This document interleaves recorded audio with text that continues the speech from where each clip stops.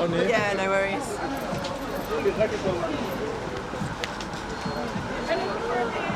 Just pull it better. Here-ish. How's that? Does that sound okay? Okay. Yep. You ready? Hello, how are you? First off, how's your day? Yeah, not too bad, not too bad. Okay, have you heard about this thing called Brexit? Yes, I have. What's your opinion? I think it's a real shame that we're leaving the European Union. I think it's going to be very difficult. I think that there's a problem at the moment in that I don't think that a lot of people realise what it actually means for them personally or for the country as a whole, and I think it's going to be very difficult. It's going to take a lot of time and effort, and I'm just really sorry that it's happening, really. Personally, what did you vote? I voted Remain. Why? Because I think that it's important to foster collective policies on things, and I think that there are definitely things that aren't great about Europe, and there are definitely things that need to change, but we've got a much better chance of actually doing that with other countries rather than on our own. I think there is also an issue with immigration in that there are some people who feel that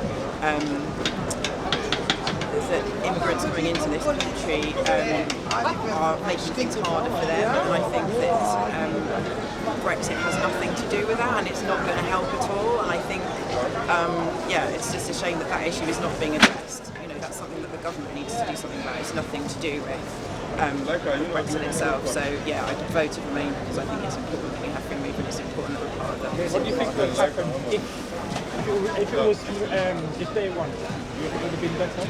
If we'd have remained, yeah, I think it would have been better. I mean, for a start, you know, we wouldn't be having to think about lots of difficult decisions, policy-wise, and in terms of negotiations and stuff like that. We would be able to be concentrating on other bits and pieces, like actually being able to sort out people's ability to get jobs and look after themselves. You know, which Brexit is not going to, is going to make things worse rather than better. So what about you seeing people coming into the country too often? Do you think that was a good thing or a bad thing about having no skills or contribution to the country? I think people coming into this country is a really good thing. I really like living in a country where people can come and, you know, I can find out about other people's cultures and we can use their skills, and I just think it's important to be able to do that. But I think I can understand other people's views where, you know, they've lacked the services or they've had problems because of the number of people that they've had, you know, that are coming over that they've had to deal with. I can understand that, but I think the answer to that is for the government to make sure that there's the right provisions for the number of people coming into the country. But I don't think people coming in is actually the issue. It's about the government responding to people's needs. How would you reckon they should have done that, or how they could have done that? Well, they can still do it now. Like, it's not, you know, that issue hasn't gone away, and I think part of it is about how they structure the workforce, about what they do about companies and corporate tax, and I think it's about, there's lots and lots of things that they could do, working out how to, you know, how social welfare should work, looking at the NHS and stop it trying to privatise it and actually, you know, try and provide the services that we actually need and have a frank discussion about how much you know, how many or what sort of health services we can have for, you know, the taxes that we pay. Because, we need to have that kind of discussion. So there's lots of things that we can do. I'm going to show you this for a bit. Just look at some of the statistics. Is anything surprising? These are like government and Asian standard results. Which one surprised you the most?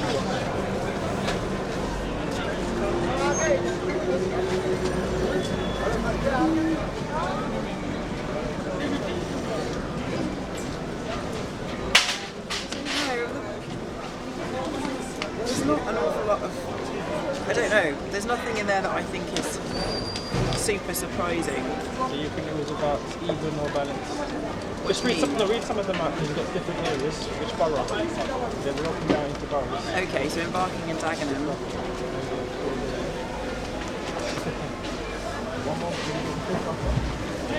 Just keep looking through. Okay. Interview about recommending as a school doctor. Give a few moments. Finish over here. Say a little. Oh, it's going to talk about the book.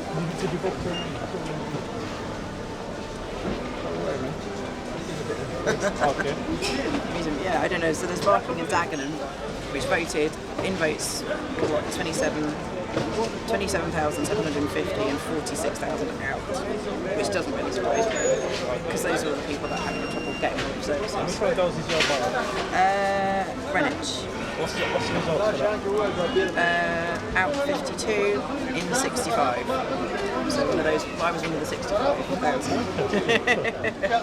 You see the results, how it came out now? As we're getting kicked out of the country, kicked out of Brixton. How does that, your opinion, the change, or is it change your opinion, or are you happy for that? Are you leaving? No, I'm not happy, and I wasn't happy, so it hasn't changed. My opinion hasn't changed. If Theresa took a bit of Donald and said, you can't come into the country for this amount of time scale unless you're bringing stuff into the country, would that be good or bad? I don't think it would make an awful lot of difference because I don't think Donald Trump would care. It wouldn't be a big deal for him, so I don't think it really matters. Wouldn't change my opinion of Theresa May, I don't think either. Okay. What about the others? Gordon or anybody else? Gordon, who's Gordon? What's his name? Labour. Oh, Jeremy Corbyn. Yeah.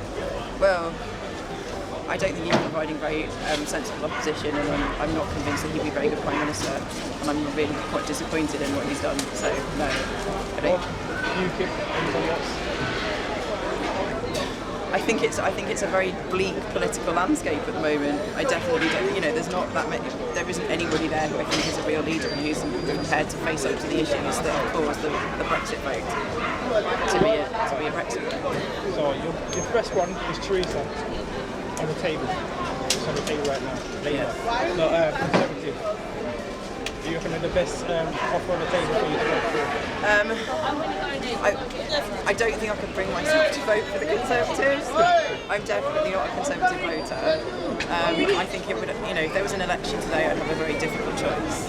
You'd be stuck for it. You could be swayed. Yeah, I think I'd be more likely to make a tactical vote this time. But I think the trouble is that there are not very good alternatives.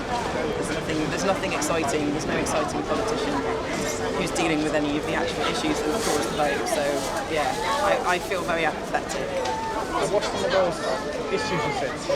I'm really sorry, but I'm literally going to have to go. But is that okay? Okay, thank you for your time. No worries. Thank you very much. Cheers. Oh yeah, let's not walk after that. Okay, thank you. Thank you. Thank you. What's that, 5 minutes plus?